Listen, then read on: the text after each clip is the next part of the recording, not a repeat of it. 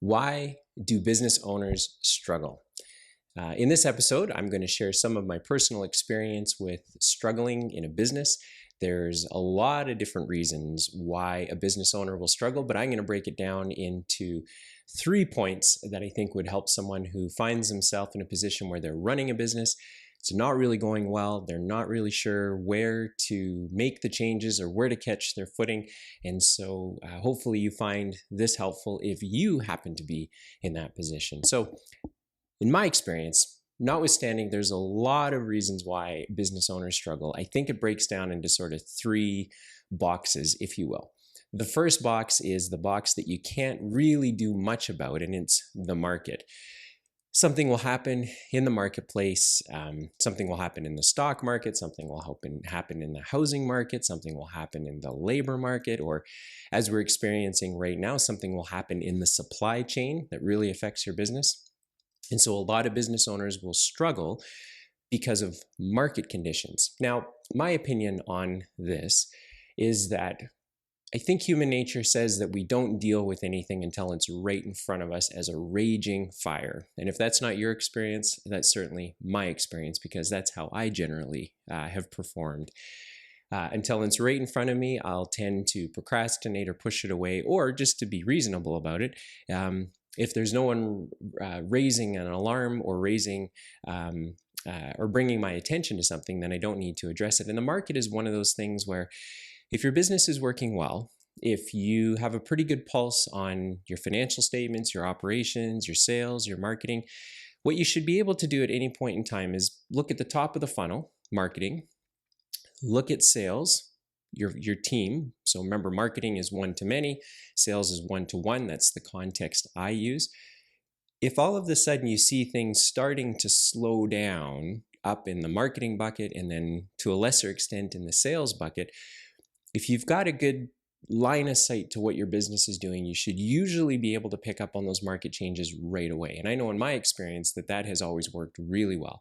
When you're used to a certain level of volume, or maybe it's volume of prospects coming in the top of the funnel, or maybe it's volume of quote requests for the product or the service that you offer. If you start noticing that slowing down, because of course you would be tracking it, then that usually gives you an indication that something is going on in the market that you might need to pay attention to.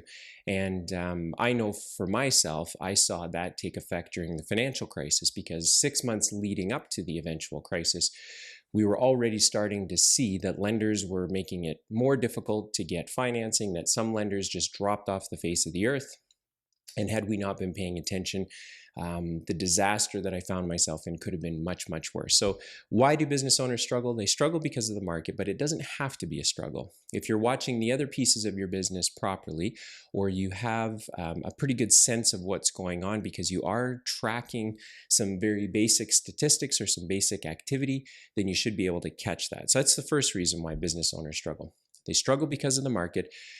But my opinion is, if you're running your business properly, the market shouldn't completely affect your business in a desperate negative way. And if it does, you should have been able to have seen it coming. And if you didn't, then that says more about what you didn't have in place to catch it than maybe your business itself. And kind of my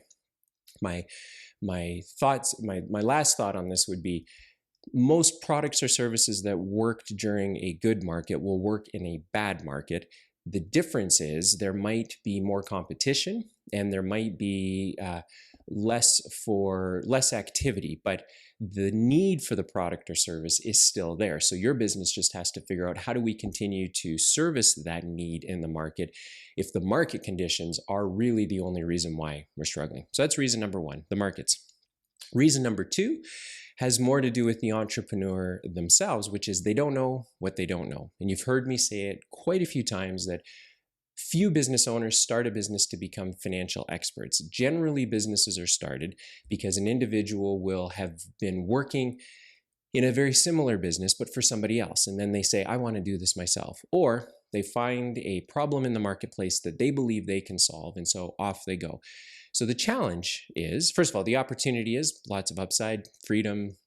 You get to run your own business, set a course for your own wealth creation and what you're going to do with your life. The downside is you don't know what you don't know. For me, I created the cash flow quadrant for business owners to help me understand what I don't know about a given business. And so if you look at the show notes, there's a link there so that you can see what I mean.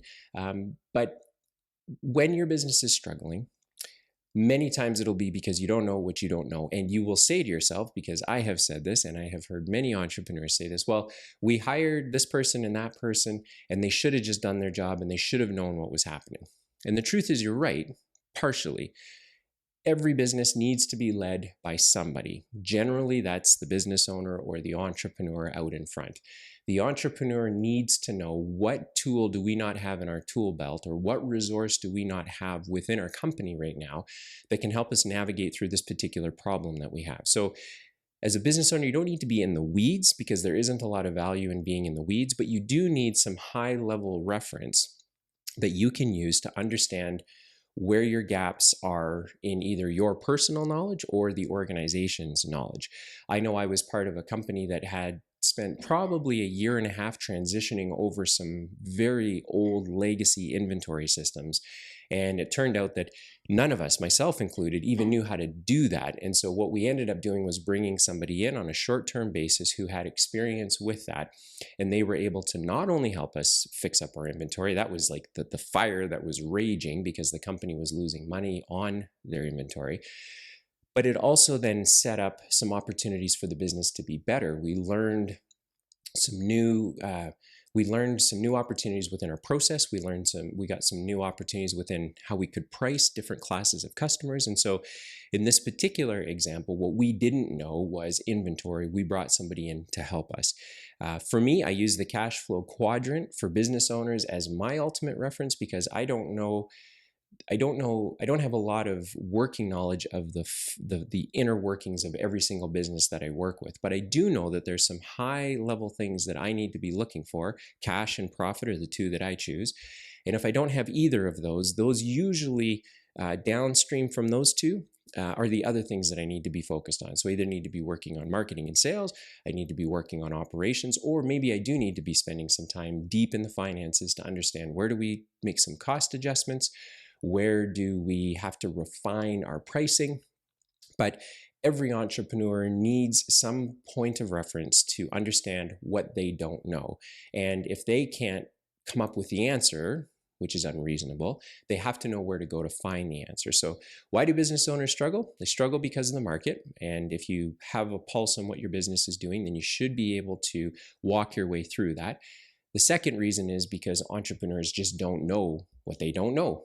And so you have to understand what you're looking for. You have to understand how to articulate what's making you nervous. And if you don't know how to do those things, then that's probably where you start. But that kind of leads into the third reason, or the third box, why business owners struggle. And that's themselves. I know that I'm usually the reason something isn't working inside of our businesses. As the leader, my job is to get out in front, set the vision, set the strategy, help with the tactics, and then pick up any of the shortcomings that the business might not have, and fill them in until such time as someone else can. But I can also get in my own way. I have pride, I have an ego. I generally think if someone hasn't been, as you've heard me say, if someone hasn't been punched in the face enough times, then they don't know what they need to be doing in those moments where things aren't working out. And oftentimes we will deflect the problem to other people who didn't do their job. But I believe that leadership is a top-down exercise, meaning everything ultimately rolls up to the person who has to sign the check or make the decision. And oftentimes when a business owner is struggling, it has a lot to do with their own ego and pride. And so what do you do about that? Well, I don't know. For me, I have figured out a way just to acknowledge that that's what's at play. I think when you get into a situation, as many business owners do, where the world is on fire, or your business is really experiencing some turbulence which you didn't expect, it's pretty hard to hang on to your ego and your pride when you have to have hard conversations with maybe the government, with maybe your creditors, your suppliers, your vendors. All of a sudden, humility enters the equation. Pride drops down a level, and then you can get very, very productive. So my encouragement would be, if you find what I've just shared at all off-putting, that's probably where maybe you need to start in terms of looking at why your business is struggling. You might be the problem. The market might be doing its thing, but guess what? The market's always going to be doing its thing. You may not know what you don't know, but guess what? You're never going to know everything. So ultimately, it kind of does come down to you. And for me, I've learned that when I can step out of my own way, when I can ask for help, when I can be honest about what's happening, that generally that's a pretty good step in the direction of helping to turn around a situation that really seems very, very dire. So why do business owners struggle? They can struggle because of the market. They can struggle because they don't know what they don't know, and they can also struggle because of themselves and getting in their own way. So if you want to have a successful business, I think you can get out of your own way. I think you can ask for help, and I think you need to develop a feedback loop within your business that tells you how things are going at a high level. So if things in the market change, you can catch them as they're changing, not after they have changed. So hopefully you found this interesting. Hopefully it was helpful. Take a look at the show notes if you want a link to the cash flow quadrant, which I developed as part of my playbook as a very helpful tool just to get a bird's eye view of what's going on and what needs to happen in order to get a business from one quadrant to the next, and ultimately making it a cash machine and as profitable as possible. So take a look at that. Reach out to me if you have any questions. If you say, hey, Dylan, I am a business owner that's struggling, I'd like to hear more about your personal experiences. Let's book a time. Let's figure out a way to connect. There's a link down in the show notes. You can also reach me on LinkedIn or Twitter or by email, and I'd be happy to have a chat with you. So thanks for tuning in to this episode, and hopefully you tune into the next one as well.